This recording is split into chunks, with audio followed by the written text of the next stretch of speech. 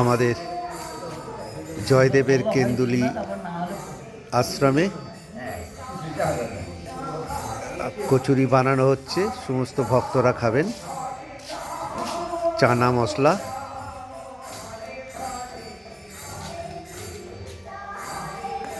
সব ভক্তরা হাত লাগিয়েছে।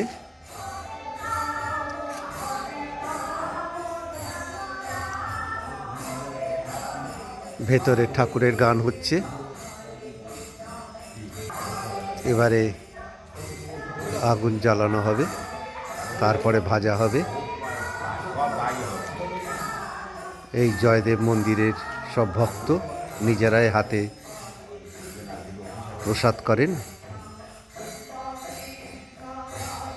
আচ্ছা, আমাদের এই আশ্রমের রাত্রের প্রসাদের মেনু কি? মেনু আমরা কচুরি, চানা মশলা, চাটনি, মিষ্টি। বাহ আর ঠাকুরের প্রসাদ সুজি প্রসাদ বলা হয়। বাহ বন্ধুরা, ঠাকুরের প্রসাদ রাত্রিরের এত আইটেম। এই যে 2 বালতি চানা মশলা আছে, আবার ভেতরের দিকে রান্না করা আছে।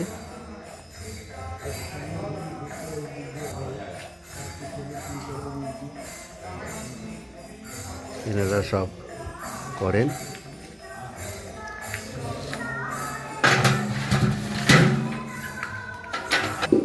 এইটা অনেক বড় কড়াই, 400-500 ভক্ত না এলে এই উনুনটা জ্বালানো হয় না।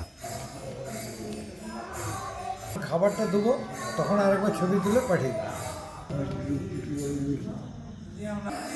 ঠাকুরের ভোগ হয় এসব বাসনপত্র।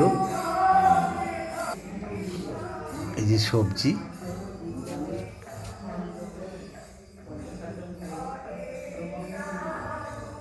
এইগুলো পরের দিনের সবজি রেডি করা হয়েছে, ঠাকুরের প্রসাদ হবে। বন্ধুরা, এখানে এই ভিডিওটা শেষ করলাম।